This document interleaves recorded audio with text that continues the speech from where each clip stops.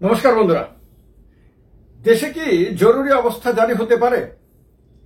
দেশে কি জরুরি অবস্থা জারি হলে নাগরিকরা এখন যেরকম সরকারের সমালোচনা করতে পারে, যেভাবে বাক স্বাধীনতা উপভোগ করতে পারে, যেভাবে যখন খুশি তখন যেখানে খুশি সেখানে যেতে পারে, জড়ো হতে পারে, আড্ডা মারতে পারে, গল্প করতে পারে, লড়াই আন্দোলন মিটিং মিছিল ইত্যাদি সব করতে পারে, তখন কি তা করতে পারবে?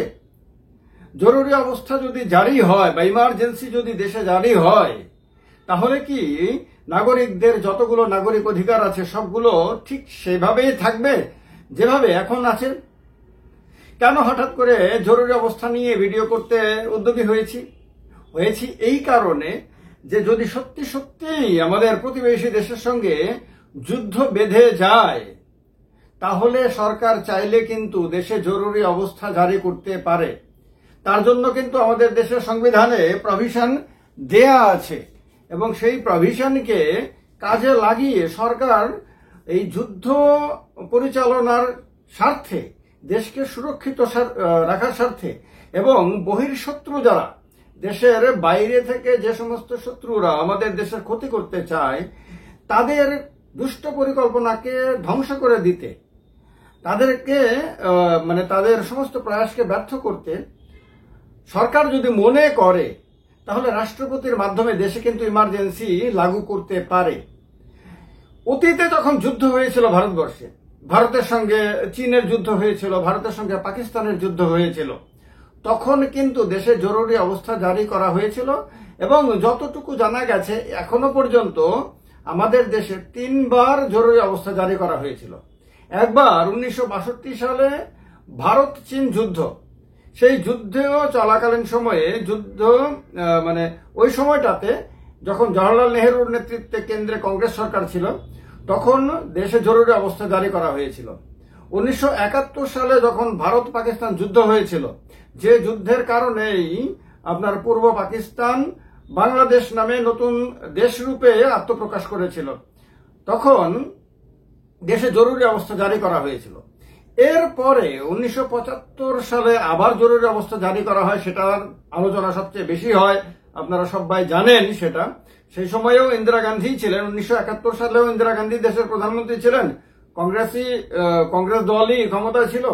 1975 সালেও ইন্দিরা গান্ধী ক্ষমতায় ছিলেন এবং কংগ্রেস দলই ক্ষমতায় ছিল। তো সেই সময়ে অবশ্য আভ্যন্তরীণ অস্থিরতার কারণে আপনার জরুরি অবস্থা জারি করা হয়েছিল। এখন কথা হলো, জরুরি অবস্থা জারি হতে পারে, সরকার চাইলে করতে পারে, কিন্তু যতটুকু রেকর্ড আছে তাতে 1999 সালে কার্গিল যুদ্ধে জরুরি অবস্থা জারি করা হয়নি। তো সরকার চাইলে করতে পারে, কিন্তু সেটা সরকার করবে কিনা সেটা আমরা বলতে পারি না, কিন্তু তার জন্য প্রভিশন দেওয়া আছে। প্রভিশন কি? আমাদের দেশের সংবিধানে 352 ধারা, আর্টিকেল 352 ভারত সরকারকে আপনার সেই ক্ষমতা দেয় যে যদি আভ্যন্তরীণ ব্যাপক অস্থিরতা তৈরি হয় অথবা বহিঃশত্রুর আক্রমণ যদি হয়, যুদ্ধ ইত্যাদি যদি পরিস্থিতি হয়, তাহলে আপনার ইমার্জেন্সি ঘোষণা করতে পারে। এখন যদি ইমার্জেন্সি ঘোষণা হয়, তাহলে রাষ্ট্রপতি ডিক্রির মাধ্যমে আপনার দেশ চালাতে পারেন, ডিক্রি জারি করতে পারেন এবং সেই ক্ষেত্রে নাগরিকদের অনেকগুলো রেস্ট্রিকশন জারি হতে পারে। আমরা যেমন এখন এই কথা বলছি, আপনার ভিডিও করছি, সেখানে শাসক দলের, সরকারের অনেক ভূমিকার সমালোচনা করতে পারি এবং সেটা আমাদের গণতান্ত্রিক অধিকারের মধ্যে পড়ে, সাংবিধানিক অধিকারের মধ্যে পড়ে, তখন সরকার চাইলে সেগুলোতে নিয়ন্ত্রণ আরোপ করতে পারে। সেই সময়ে সরকার চাইলে নাগরিকদের গতিবিধি, মুভমেন্টের উপরে রেস্ট্রিকশন জারি করতে পারে। অতীতের অভিজ্ঞতার পরিপ্রেক্ষিতে বলছি, অতীতে যা ঘটেছিল। চাইলে সংবাদপত্রের সংবাদ প্রকাশ, তাতে সরকার নিয়ন্ত্রণ জারি করতে পারে, সেন্সরশিপ করতে পারে। সরকার বলে দিতে পারে এই ধরনের সংবাদ না করতে, এই ধরনের সংবাদ করতে, কি কি গাইডলাইনের মধ্যে থেকে সংবাদ করতে হবে সেটা সরকার বলে দিতে পারে।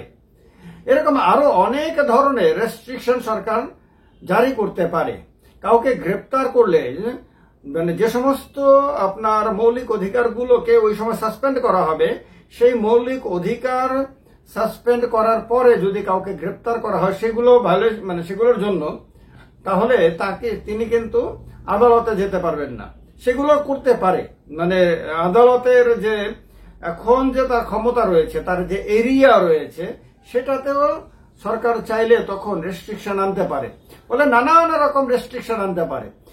কেন্দ্র সরকার যে রেভিনিউ হয়, রাজস্ব আয় হয় সারা দেশ থেকে, যেটা শেয়ার স্টেট গভর্নমেন্টকে দেয়, সেন্ট্রাল গভর্নমেন্টের কাছে রাখে, তাতেও পরিবর্তন আনতে পারে যদি প্রয়োজন মনে করে।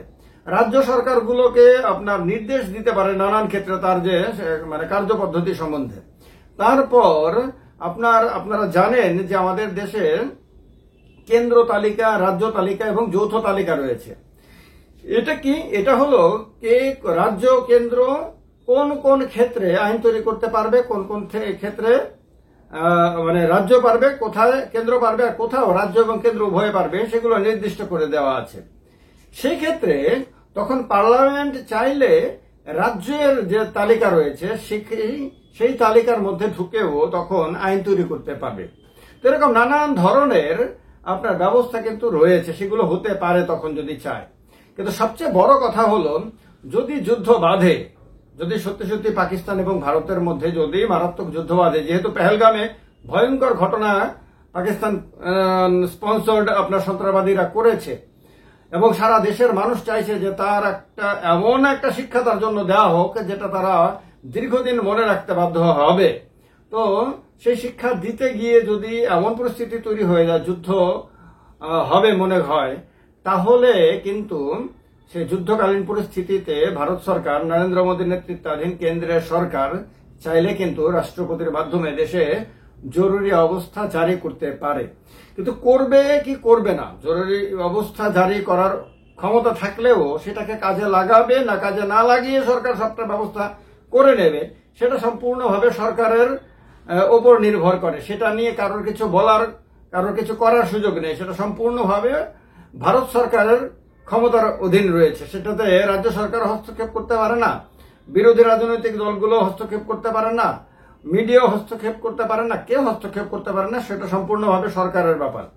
সরকার করবে কিনা বা সেই রকম পরিস্থিতিটা ঠিক কিরকম হবে আগামী দিনে, সেটা তার সঙ্গে হয়তো রিলেটেড ব্যাপার থাকবে। তো তার কারণে দেশের রাজনীতিতে যদি জারি হয়, তাহলে দেশের রাজনীতিতে অনেক পরিবর্তন এই মুহূর্তের তুলনায় ঘটতে পারে। শুধু তা না, ধরেন ইমার্জেন্সি জারি করলো না, দেশে সবকিছু আইন যেরকম আছে তেমনই থাকলো, কিন্তু যদি যুদ্ধ বাঁধে, তাহলে সেই ক্ষেত্রে নাগরিকদের প্রত্যেকের তখন দায়িত্ব হলো যে এমন কোনো কথা না বলা, এমন কোনো কাজ না করা, এমন কোনো গতিবিধি না করা যাতে রাষ্ট্র ব্যবস্থার রাষ্ট্রের যুদ্ধ পরিচালনাতে কোনো রকম বাধা তৈরি হয়। প্রত্যেক নাগরিকের তখন এটাই সবচেয়ে বড় দায়িত্ব, সবচেয়ে বড় কর্তব্য যে দেশের সেনাবাহিনী, দেশের সরকার এবং দেশের সমস্ত যে নিরাপত্তা বাহিনীগুলো রয়েছে, তারা যাতে দেশের শত্রুর বিরুদ্ধে যুদ্ধে বিজয় লাভ করতে পারে, দেশকে নেতৃত্ব দিয়ে দেশের মর্যাদা রক্ষা করতে পারে, তার জন্য সাহায্য করা। তো সুতরাং ইমার্জেন্সি জারি হলেই একমাত্র নাগরিকদের দায়িত্ব কর্তব্য হবে, ইমার্জেন্সি জারি না করলে হবে না, এরকমটা ভাবার কোনো কারণ নেই। কিন্তু এই মুহূর্তে যেদিকে যাচ্ছে পরিস্থিতি, তাতে সবকিছু সম্ভব। কারণ যুদ্ধ যদি হয়, যেরকম মিডিয়াতে রিপোর্ট দেখে মনে হচ্ছে, যুদ্ধ যদি হয় তাহলে সেই যুদ্ধ খুব বড় ধরনের যুদ্ধ হয়ে যেতে পারে।